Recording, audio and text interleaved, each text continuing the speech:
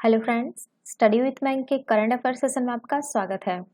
ये current affair SSC, banking, railway, state PCS, CDS, CAPF, NDA और other competitive exam आदि में सहायक होंगे। आज की डेट है 15 जुलाई 2021। तो चलिए आज का करंट अफेयर शुरू करते हैं। आज का पहला प्रश्न है, आईसीसी की तरफ से जारी ताजा रैंकिंग में वेस्टइंडीज की निम्न में से कौन सी महिला क्रिकेटर मिताली राज को पछाड़कर वनडे की प्रथम रैंकिंग की खिलाड़ी बन गई है? Option A Britney Cooper, option B है आपका Stafanie Taylor, option C Shakera Selman, option D है आपका सबिका गजनवी। देखिए, भारतीय महिला क्रिकेटर टीम की कप्तान और स्टार खिलाड़ी मिताली राज को आईसीसी की नई रैंकिंग में नुकसान उठाना पड़ा है। अब वो महिलाओं की एक दिवसीय रैंकिंग में शीर्ष स्थान से लुढ़ककर दूसरे स्थान पर पहुंच गई है। मिताली को वेस्टइंडीज की कप्तान स्टेफनी टेलर ने पीछे छोड़ा है। स्टेफनी सिर्फ बल्लेबाजी रैंकिंग ही नहीं बल्कि ऑलराउंडर्स की रैंकिंग में भी शीर्ष स्थान पर पहुंच गई है। तो इसका जो सही आंसर होगा वो होगा आपका ऑप्शन बी, स्टेफनी टेलर। चलिए नेक्स्ट क्वेश्चन पे चलते हैं। 1983 वर्ल्ड कप विजेता टीम के किस खिलाड़ी का हार्ट अटैक की वजह से निधन हो गया? Option A Yashpal Sharma, option B Roger Binny, option C Kapil Dev, option D Mohinder Amarnath. देखिए, पूर्व भारतीय मध्यक्रम बल्लेबाज यशपाल शर्मा का 13 जुलाई 2021 को हार्ट अटैक की वजह से निधन हो गया। वे 66 साल के थे। यशपाल भारत की 1983 में विश्व कप जीतने वाली टीम का हिस्सा थे। 11 अगस्त 1954 को लुधियाना में जन्मे क्रिकेटर यशपाल शर्मा ने अंतर्राष्ट्रीय क्रिकेट में डेब्यू टीम पाकिस्तान के खिलाफ साल 1978 में किया था। उन्होंने जो है वो आपका 42 एक दिवसीय और 37 टेस्ट में भारत का प्रतिनिधित्व किया। तो इसका जो सही आंसर होगा वो होगा आपका ऑप्शन ए, यशपाल शर्मा।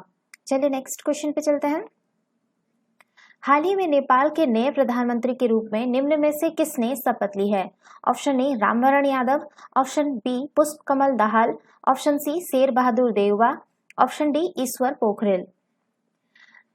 देखिए, शेर बहादुर देववा ने नेपाल के नए प्रधानमंत्री के तौर पर शपथ ले ली है। राष्ट्रपति विद्या देवी भंडारी ने संविधान के अनुच्छेद 76 के भाग 5 में जो है आपका के तहत उन्होंने प्रधानमंत्री नियुक्त किया है। अब से पहले जो है आपका शेर बहादुर देववा चार बार जो है वो नेपाल के प्रधानमंत्री रह चुके हैं।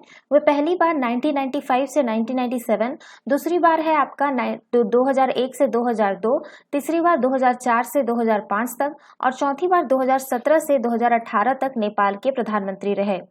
तो इसका जो सही आंसर होगा वो होगा आपका ऑप्शन सी, शेर बहादुर देववा। चलिए नेक्स्ट क्वेश्चन पे चलते हैं। उत्तराखंड के बाद किस राज्य ने कावड़ यात्रा पर कोरोना के चलते रोक लगा दी है? Option A Bihar, option B Jharkhand, option C Delhi, option D Orissa. देखिए, उत्तराखंड के बाद जो है आपका उड़ीसा सरकार ने कावड़ यात्रा पर कोरोना वायरस के चलते रोक लगा दी है। राज्य सरकार की तरफ से बोलबम भक्तों की धार्मिक गतिविधियों और सभाओं पर प्रतिबंध लगाने का आदेश जारी कर दिया गया है। फिलहाल सरकार ने पहले ही 16 जुलाई 2021 तक धार्मिक कार्यों और अन्य समारोह पर रोक लगा रखी है। इसके तहत सभी धार्मिक स्थल आम जनता के लिए बंद है। तो इसका जो सही आंसर होगा वो होगा आपका ऑप्शन डी, उड़ीसा। चलिए नेक्स्ट क्वेश्चन पे चलते हैं। एनटीपीसी ने देश के सबसे बड़े सोलर पार्क को निम्न में से किस राज्य में स्थापित करने की घोषणा की है? Option A Gujarat, option B Punjab, option C Assam, option D Tamil Nadu. देखिए, सार्वजनिक क्षेत्र की बिजली उत्पादक कंपनी एनटीपीसी ने 13 जुलाई 2021 को कहा कि उसकी पूर्ण अनुषंगी एनटीपीसी रिन्यूएबल एनर्जी लिमिटेड को गुजरात के कच्छ के रण में 4750 मेगावाट के नवीकरणीय ऊर्जा पार्क की स्थापना के लिए नवीन एवं नवीकरणीय ऊर्जा मंत्रालय से मंजूरी मिल गई है। गुजरात के खवाड़ा में कच्छ के रण में स्थापित होने वाला यह देश का सबसे बड़ा सौर पार्क होगा। हरित ऊर्जा को बढ़ावा देने के प्रयास के तहत देश की सबसे बड़ी एकीकृत विद्युत उत्पादक कंपनी एनटीपीसी लिमिटेड ने 2023 तक 60,000 मेगावाट नवीकरणीय ऊर्जा क्षमता स्थापित करने का लक्ष्य रखा है। तो इसका जो सही आंसर होगा वो होगा आपका ऑप्शन ए, गुजरात। चलिए नेक्स्ट क्वेश्चन पे चलते हैं। किस देश ने 679 मेगावाट की जल विद्युत परियोजना विकसित करने हेतु भारत के सतलुज जल विद्युत निगम के साथ 1.3 बिलियन अमेरिकी डॉलर का समझौता किया है। ऑप्शन ए चीन, option B Pakistan, option C Nepal, option D रूस। देखिए, नेपाल ने पूर्वी नेपाल में 679 मेगावाट की जल विद्युत परियोजना विकसित करने के लिए भारत के सतलुज जल विद्युत निगम के साथ जो है 1.3 बिलियन अमेरिकी डॉलर का समझौता किया है।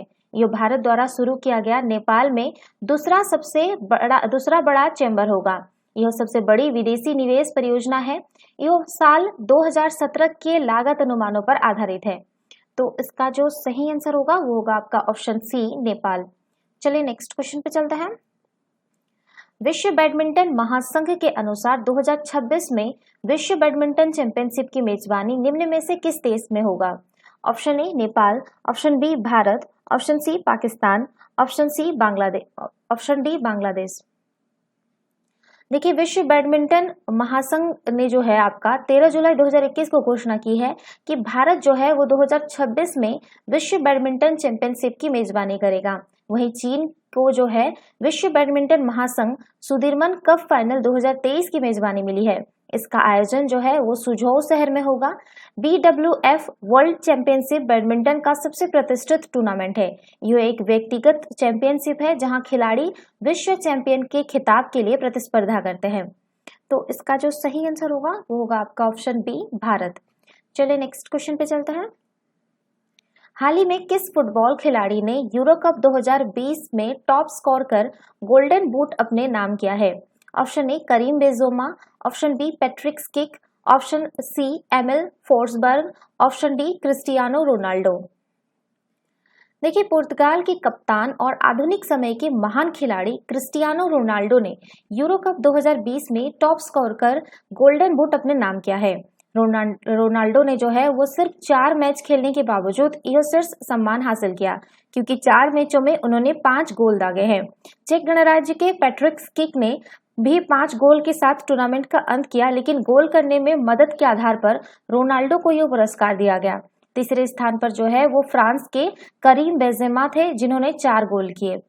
तो इसका सही आंसर होगा ऑप्शन डी क्रिस्टियानो रोनाल्डो। चलिए नेक्स्ट क्वेश्चन पे चलते हैं।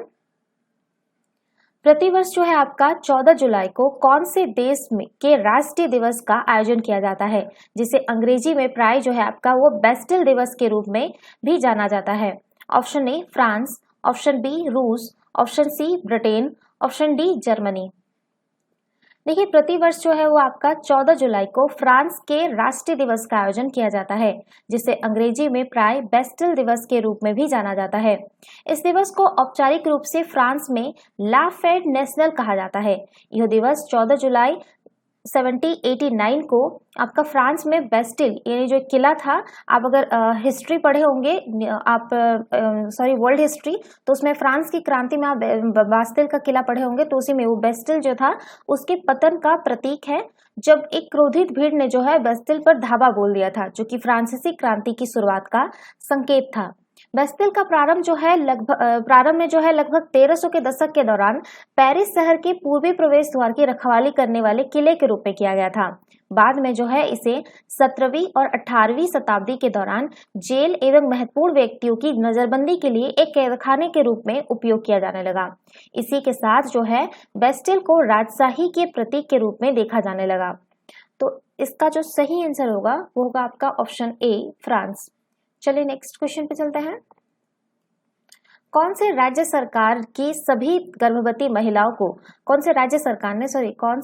सरकार ने आपका राज्य की सभी गर्भवती महिलाओं को कोविड-19 के टीके उपलब्ध कराने के लिए जल्द ही मातृ कवच नाम से एक अभियान की शुरुआत करेगी?